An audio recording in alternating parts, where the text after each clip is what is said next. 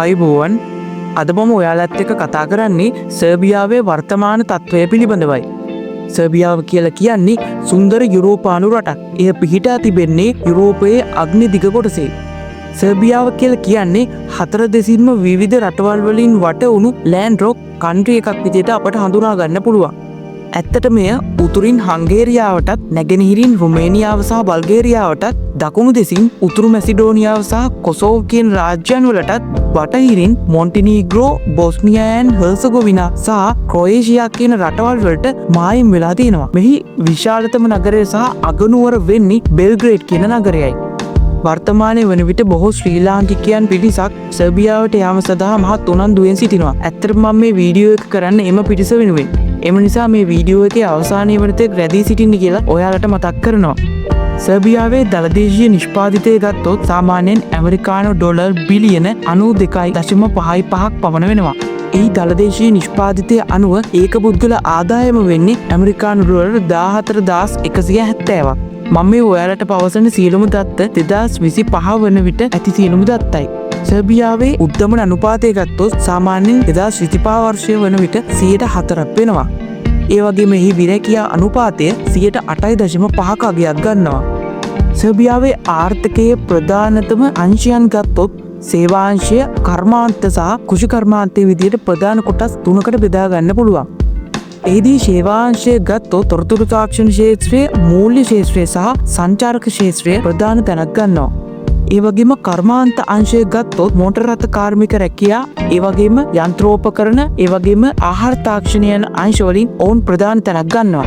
ඒ වගේම කෘෂිකර්මාන්තය අතින් ගත්තොත් පළතුරු, එළවලු සහ විවිධ ධාන්‍ය වර්ග නිෂ්පාදනය කරනවා. ඒවා සර්බියානු ආර්ථිකයේ ප්‍රධානත තැනක් ගන්නවා. සර්බියානු ආර්ථිකයේ ප්‍රධානතම අපනයන භාණ්ඩ හැටියට ගත්තොත් වාහන යන්ත්‍රෝපකරණ කොටස්, ඒ වගේම විදුලි කාර්මික කොටස්, ඒ වගේම කෘෂිකර්මාන්ත නිෂ්පාදන, ඒ වගේම ඖෂධ සහ ප්‍රතිපිලි ඇඟලුම් ක්ෂේත්‍රයේ බොහෝ ද්‍රව්‍යද ඔවුන් අපනයනය කරනු ලබනවා. ඒ වගේම සර්බියාව ප්‍රධාන වශයෙන්ම ආනයනය කරන ද්‍රව්‍ය අතර වාහන අමතර කොටස්, වෛද්‍ය උපකරණ වැනි බොහෝ දෑ ඔවුන් ආනයනය කරනවා. දැන් අපි සොයා බලමු සර්බියාවේ මාසික ජීවන වියදම කෙසේදයි කියා. මම මේ පවසන සීලුම අගයන් අද පවතින විනිමය අනුපාතය අනුව දල වශයෙන් ලබා ගන්නා ලද දත්ත. සාමාන්‍යයෙන් යුරෝපයේ අඩු වියදම් සහිත රාජ්‍යයක් විදියට තමයි සර්බියාව සැලකෙන්නේ. එහිදී ඔබට එක් පුද්ගලයෙකුට මාසයක් ජීවත් වීම සඳහා යුරෝ 550-750 අතර මුදලක් වැය වෙනවා. සාමාන්‍යයෙන් නගරය තුල one bedroom, ඒ කියන්නේ එක නිදන කාමරයක් සහිත ඇපාර්ට්මන්ට් එකක් යුරෝ 300ත් යුරෝ 500ත් අතර මුදලකට තමයි අලෙවි වෙන්නේ. සාමාන්‍යයෙන් නගරයෙන් පිට යුරෝ 200ත් යුරෝ 350ත් අතර මුදලකට තමයි අලෙවි වෙන්නේ. ඒ අනුව අපිට හදන්න පුළුවන් දල වශයෙන් සර්බියාවේ එක් පුද්ගලයෙකුට ජීවත් වීම සඳහා මාසිකව යුරෝ 800ත් 1200ක් අතර මුදලක් වැය වෙනවා කියලා. මම මේ පවසන සීලුම අගයන් ඔබගේ ජීවන රටාව අනුව එහා මෙහා වෙන්න පුළුවන්. දැන් අපි බලමු 2025 වර්ෂය වන විට සර්බියාවේ පවතින රැකියා අවස්ථාවන් මොනවාද කියලා. එහිදී දේශීය වගේම විදේශීය පුද්ගලයන්ටත් එම රැකියා අවස්ථා විවෘතව පවතිනවා.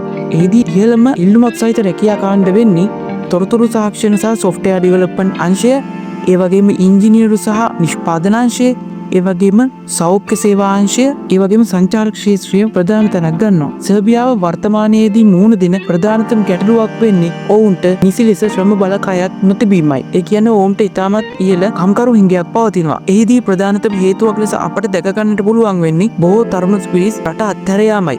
එහිදී යුරෝපයේ තවත් දියුණු බොහෝ රටවලට එම තරුණ පිරිස් සංක්‍රමණය වී තිබෙනවා.